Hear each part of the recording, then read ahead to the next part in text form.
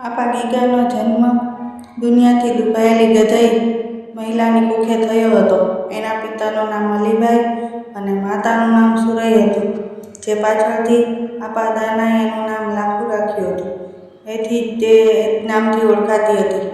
એક સમયે સોરઠમાં ભયંકર દુકાળ પડતા અલીભાઈ સુરઈને સગર્ભા મૂકી પોતાના ઢોર લઈ દિશાવર ચાલ્યા ગયા હતા. સુરઈ પોતાના સગાને ત્યાં ચલાણા જવા નીકળ્યા, ત્યારે રસ્તામાં સાકુર ગામે પુત્રનો જન્મ થયો. પુત્રનું નામ ગીગો રાખ્યું. મા દીકરો ચલાણે આવ્યા, પણ દુકાળની ઝપાટ એવી ગારની હતી કે ચલાણામાં સુરઈના સગાઓએ પણ એને મોઢું જોઈ મચકોડ્યું હતું. એ સમયે આપા દાના કાળનો સામનો કરવા ચલાણામાં આશ્રમ શરૂ કરેલો. સુરઈ અને ગીગો એમાં આવીને રહ્યા. આપા દાનાએ ગીગાને પુત્રની જેમ પાળ્યો અને મા દીકરાએ જીવન દાદબાપુના ચરણે અર્પણ કર્યું. આમ ધીરે ધીરે સમય પસાર થતો હતો. એક દિવસ ચલાણા પાસેના સરમભળા ગામે ગીગાના વિવાહની વાત ચાલતી હતી. પણ ઈશ્વરે ધણીમાં જેને ઓરતા હતા એવા ગીગાનું મન સંસારમાં ચોંટ્યું જ નહીં. એ નિર્લેપતામાંથી સંત આપા ગીગાનો પ્રાદુર્ભાવ થયો.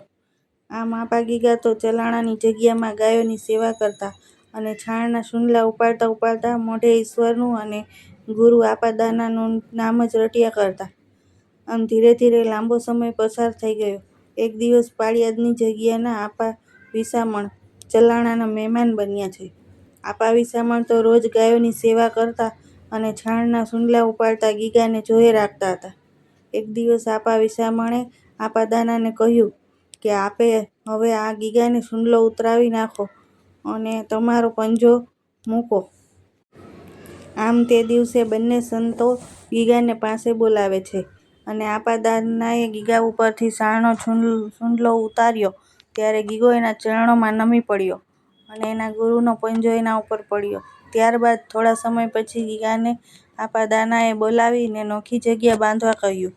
તે સમયે ગીગાની આંખમાં આંસુની ધારા છૂટીને પોતાના ગુરુને કહ્યું કે મારો કાંઈ વાંક ગુનો છે કે મને નોખો થવાનું કહો છો? ત્યારે આપા દાનાએ હસતા હસતા કહ્યું કે ગીગા, તું તો મારાથી સવાયો થઈશ, પશ્ચિમનો પીર કહેવાઈશ અને તમામ ભરણ એટલે કે જ્ઞાતિ તને નમશે અને પરગટ પીર થઈને પૂજાઈશ અને કામધેનુ, મુંડિયા અને અભ્યાગતોના પાળજે. તારા ચૂલામાં લોબાનની ભભક આવે ત્યાં રોકાઈ જજે અને ધર્મની ધજા ફરકાવજે. આમ આપા ગીગા પોતાના ગુરુ આપા દાનાને પગે લાગી જગ્યાના ઝાડવે બધ ફરી ફરીને રોઈને વિદાય લીધી. ચલાણાથી 108 ગાયને લઈ થોડો સમય ચલાણામાં જ એક ઝૂંપડી બાંધીને રહ્યા અને ત્યાં દાળ રોટલાનું સદાવ્રત ચાલુ કર્યું. થોડો સમય રહ્યા પછી ત્યાંથી ગાયોને લઈ ફરતા ફરતા અત્યારે જ્યાં સત્તાધારની જગ્યા આવેલી છે ત્યાં આંબાઝર નદીના કાંઠે ઝૂંપડી બાંધી અને જગ્યાનું તોરણ બાંધ્યું. ચમત્કારોની કેટલીય વાતો આપા ગીગાના જીવન સાથે વણાયેલી છે. આપા ગીગાએ બાંધેલી ઝૂંપડી સત્તાધાર એટલે કે સતનો આધારના નામથી પ્રખ્યાત બની. આજે તો એની કીર્તિ ચારે તરફ પ્રસરી વળી છે.